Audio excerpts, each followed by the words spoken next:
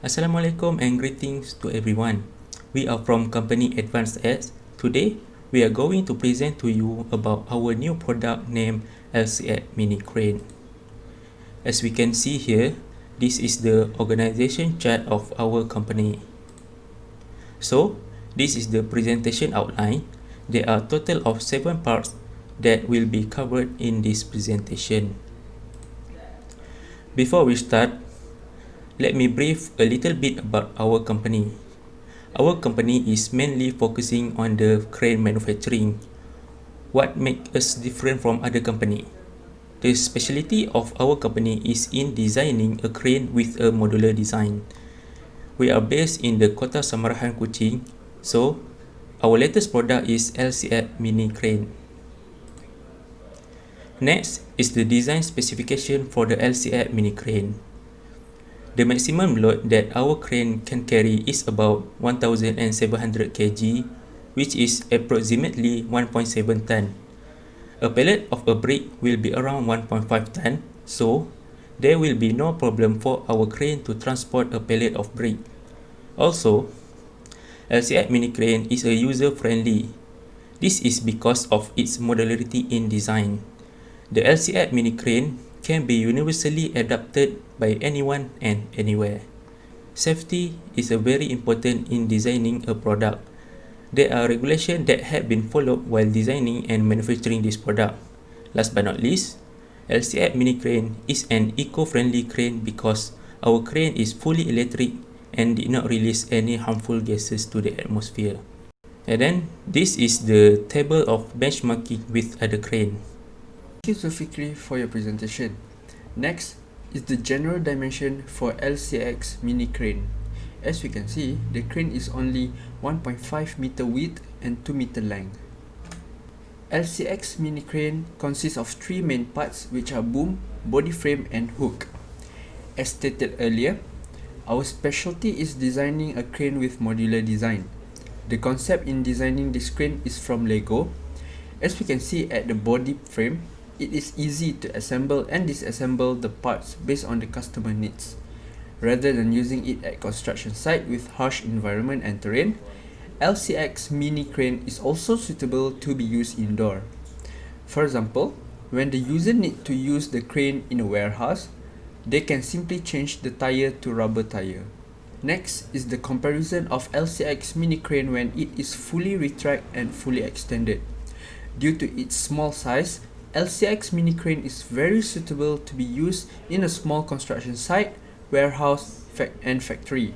Also, the user won't be bothered about place to store this crane because it can be as small as 1.5 meter times 3.7 meter. In designing a crane, certain guidelines must be followed in order to achieve positive user experience. Designers use such guidelines to judge how to adopt principles such as intuitiveness, learnability, efficiency, and consistency so that they can create compelling design and meet user needs. In this project, we are using guidelines from Department of Occupational Safety and Health (DOSH) under the document of guideline for crane lifted work platform system. It says that a test lift with at least 125% of the maximum intended load must be performed before every lifting. This means that the standard safety factor for a crane based on DOSH is 1.25. So this is the stress analysis for the 3 main components of the crane. As we can see, the maximum normal stress applied on the component are less than its yield strength. Next is the deflection analysis. From here, we can see the amount of deflection is very small. Hence, it is safe to say that the crane will not fail. In material selections, there is 5 main design parts to have a good material. So what are the requirements for these 5 major components? So they need to be strong, durable, high toughness, resist to corrosions, lightweight, and also resist to fatigue. So what are the 5 major components or design parts? They are the frame, the crane boom, hook, hoisting cable, and also the outrigger. So the selected material is from steels, but the steel may vary, such as alloy steel, carbon steel, and also stainless steel. Why steel is chosen instead of other materials? So according to literature study, steel is the most important substance to manufacture cranes today. Thank you, Cornelius, for your explanation. Now I would like to present about the fluid mechanics analysis. In this part, there are two main components, which are hydraulic cylinder analysis and hydraulic pump analysis. From the picture, our product is using two hydraulic cylinder. Cylinder 1 is used to move the boom to the desired working angle, and cylinder 2 is used to extend and retract the boom. Next is the detailed properties of hydraulic cylinder 1 and 2. As we can see from the table, both cylinders have same bore diameter and rod diameter. Next is the table of analysis for hydraulic cylinder 1 and 2. Pull and push force exerted by the cylinder are same for both cylinders. This is due to the same bore and rod diameter for both cylinders. Also, from the table we can see that the pull and push pressure for both cylinders are different. This is because the resultant force acted on the cylinder 1 and 2 are different. Lastly, the fluid velocity is depend on the hydraulic pump used. From the analysis, we can determine the time taken for both hydraulic cylinders to retract. From the slide, we can see that the time taken for hydraulic cylinder 1 to fully retract is 35 seconds, and for hydraulic cylinder 2 is about 164 seconds, which is around 3 minutes. Next is the hydraulic pump analysis. We are using DC hydraulic power pack from VTech Hydraulics. DC power pack are chosen because it is more suitable in terms of applications compared to AC power pack. For the thermodynamic analysis, the thermodynamic analysis consists of two parts, which is heat dissipation analysis and its cooling system. The heat dissipation analysis consists of two, which is motor and battery analysis. For the motor analysis, we can see here the motor specification, and then the power discharged by this motor is 900 watt, and the heat released by this motor is approximately 180 watt.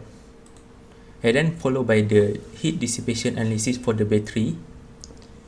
This is the battery specification. The battery type that we use is the rechargeable LTO lithium titanate battery. The power discharged by this battery is about 2.17 kilowatt. The heat released by this battery is approximately 86.88 watt. For the cooling system, the component of the crane release heat, hence will increase the temperature. The high temperature will reduce the component lifespan. So in order to counter that problem, we use cooling system to cool down the components to make sure that components lifespan will be longer. We choose the cooling system fan. The fan cooling system is a critical part of the cooling system. The air is being forced out from the compartment, enabling heat to be dissipated to the surrounding. For modeling and simulation analysis, this is our orthographic view of our LCX mini crane. And then for the simulation analysis, we simulate the crane by using the ANSYS software. And then the force used in the simulation is 1.7 ton.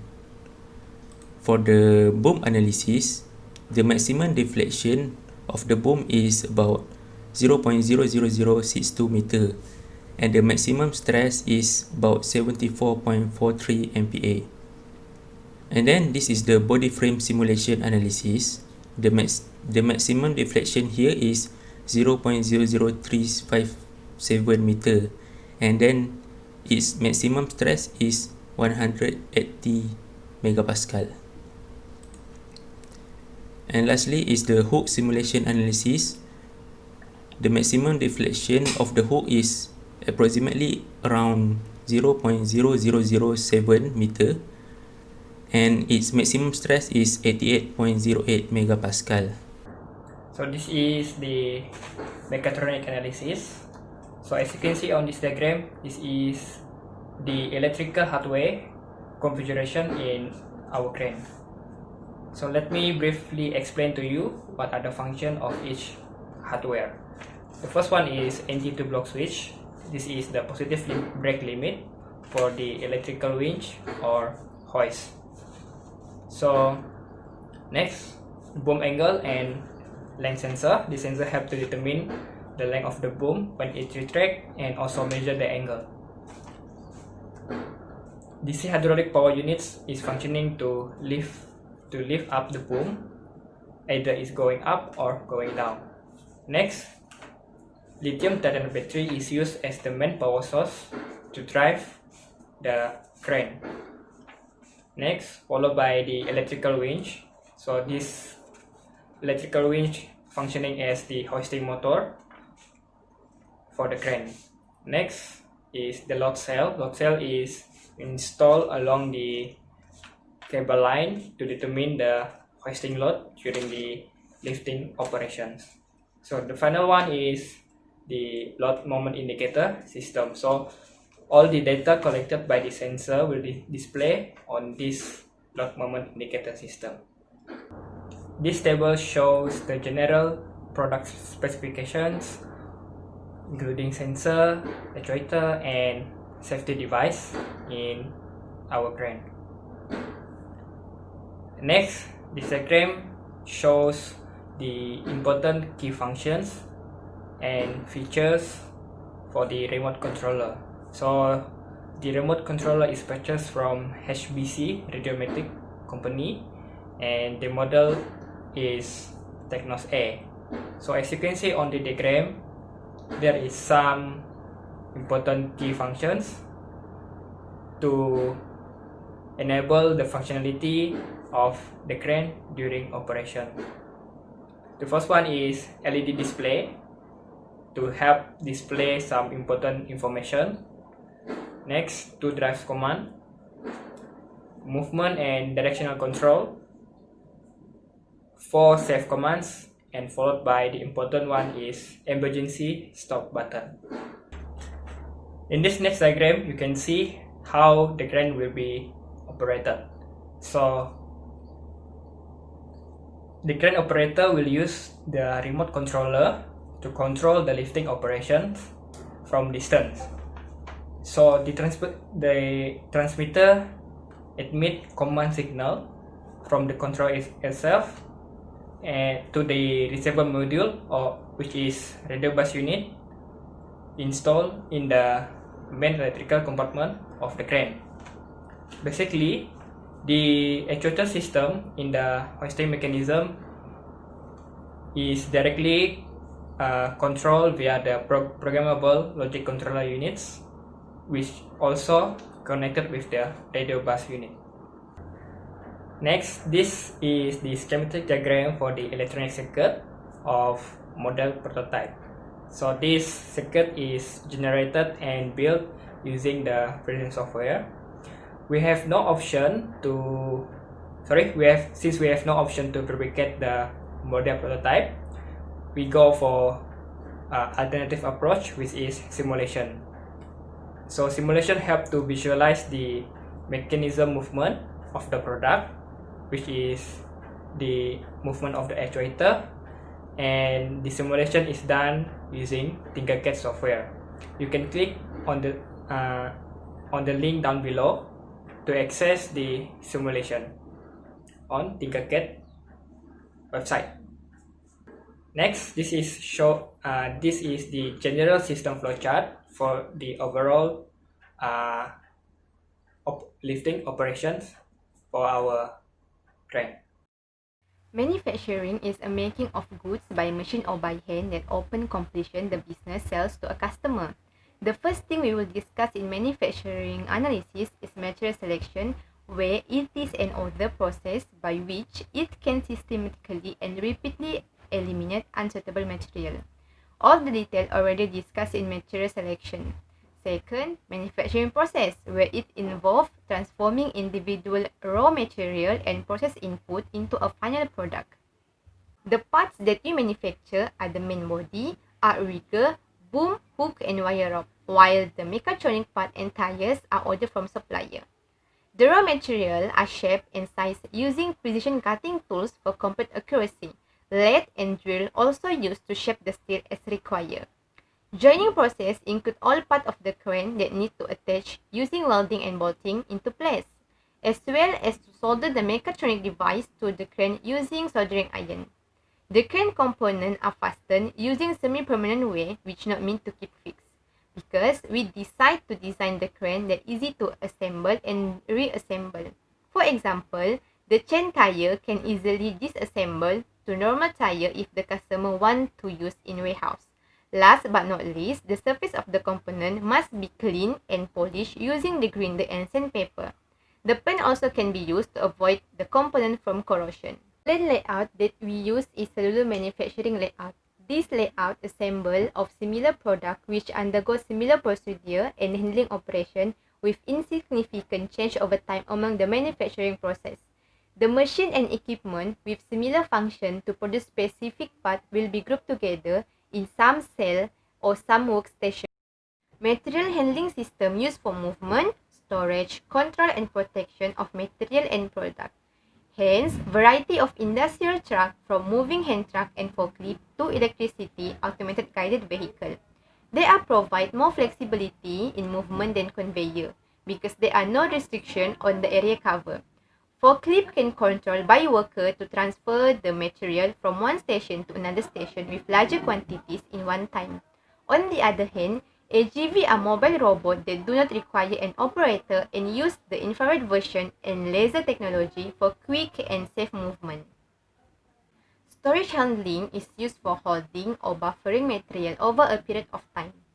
Hence, we use the stacking frame system that can easily to assemble and dismantle as and required to save the storage space. It also uses the air space instead of floor space. Moreover, drive-through rack also suitable since the load are supported by rails attached to the upright beams, and lift truck are driven between the upright beams. Economic analysis is the study of a production to determine on how effectively the economy or something within it is operating. Assume the profit rate is double, hence to earn the profit of 100% and include the 16% SST, the selling price of the crane is 101 and 128 ringgit. This is the calculation after include all the capital and manufacturing costs. From the calculation for break-even quantity, the company needs to sell at least 4 units of product to cover the expenses and begins to earn the profit. Risk analysis is very helpful in economic analysis since it can help to anticipate and neutralize possible problems. Also, it can improving safety and managing potential risks in the workplace. Moreover, it can help to planning for changing in environment such as new competitor coming into market or changing to government policy. Lastly, it can help to deciding whether or not to move forward with the project. There are 4 elements of risk management process: identification, risk evaluation, handling, and controlling. To design this product, a few considerations such as standard and safety features as well as guidelines should be carefully measured.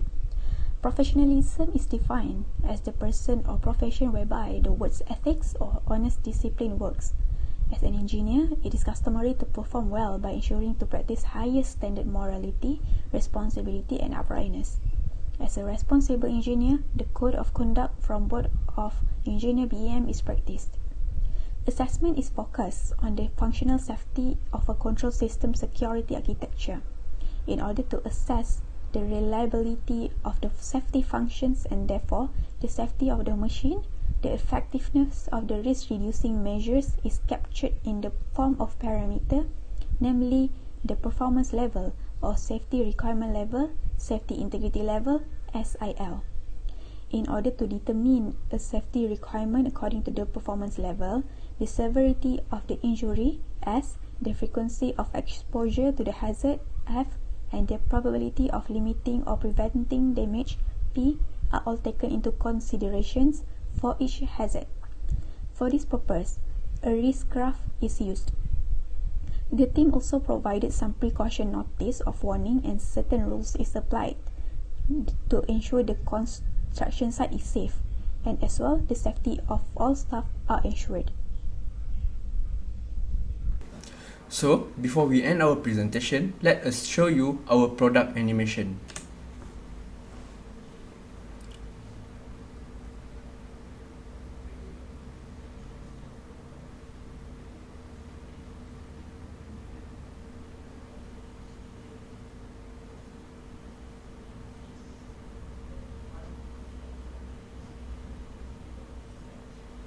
So that's all for our presentation. Thank you for your time. Thank you very much.